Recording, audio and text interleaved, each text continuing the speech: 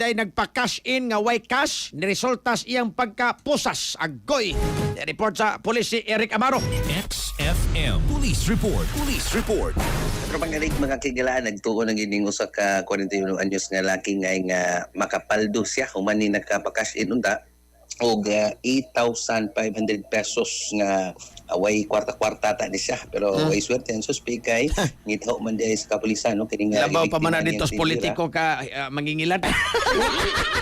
Wala nga so tuogin yung makapaldo siya way swerte kay kining biktima niyang tindira ngitaw sa kining kapulisan napaslaki nun sa selda kini mo 41 anyos.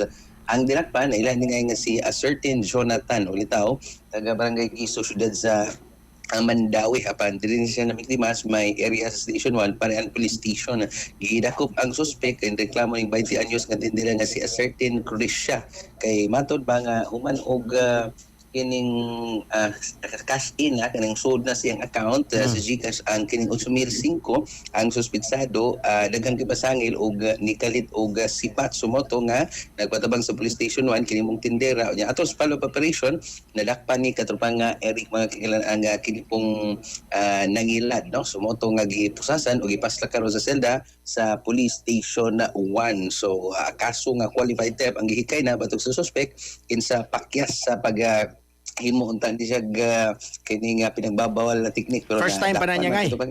Ato pa ngay. First time pa na niya. O sa ba sige na. Agi check ni karon sa station 1 kung kapila na ni siya madakpi pero ang depensa suspitsado nga karon pa kuno pero ang atong kapulisan nagtuo nga kadaghanan ni gibuhat sa suspitsado og kini pog kuan ba wa mo tagam kay basig pag una wa madakpi ngay. Ay sus porbida. Sige ngay. So mani katropang Eric no mga kikilan to kasi gikan sa parehan police station mga katropa basta kuan na gani no kape nagihisgotan ng mga kikilan di mga kape sa Yasot Incorporated mga kikilan Ngay, kadali lang ngay. katropang Ako sa ka sa mo, wam ka magdali. wala ba nyo ngay Oh, kini ni ang nalang ko kuan ba? Nagsige pag kuan market report pabuntag sa kan jire. market report sige hapon ngay ano man Nagyapon? So Nagyapon. tagatuan ka po kag carbon. Carbon, Tabunog Public Market, The same sa una. Pasil Fish Market, ngano ta ngay? Oh yeah, mangutana o niya ako, ihapit o niya pangutana o kanini ang pabor ba sila nga ibalhin ang uban diha karon mga abilat vendors dito sa Miga kuan sa buildings Miga Wide pohon. I don't know nakapangutana na kaana kay during sa atong exciting Pilipinas kaniadto pero gwapo na nato mapangutana before no. 2003 kini pa kay init pero karon soy kay init na magug kaini. Hungungi ko no dito karong pabor ba sila pod nya feedback ko Kana nga no ato na nga kini pong ugma no ato na nga sayron katong pang-Eric mga depende sa mga bakante kay nya ingon man natay mga kon katong pang-Eric no di ba na okay naman ang Puso Village ba to na ni kananan diha no nahimutan naman sila diha mao ba na nakakaon na ka diha Puso Village sa Puso Village.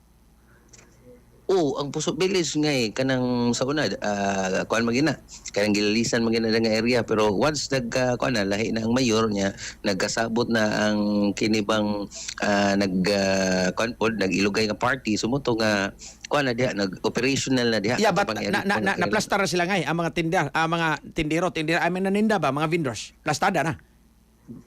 Diha nun ngay no wag ko personally nakasud ngay pero kuan na sila kanang plastada sila dihang dapita katong Eric mga kaigalan. Sige anyway baka lugar lang ka ha delikate lang ko nagpapangutana secretly lang kana sila diha karon mga abilat vendors.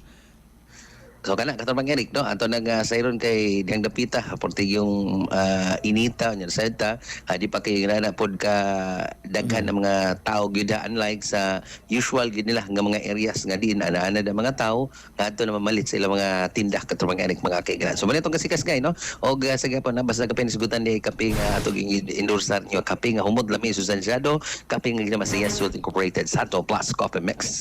Alang sa digusang Pilipino para sa Pilipinas ng katropa Eric Amaro XFM. XFM Report. Santon Plus Gold, mapalit sa mga butika sa inyong lugar.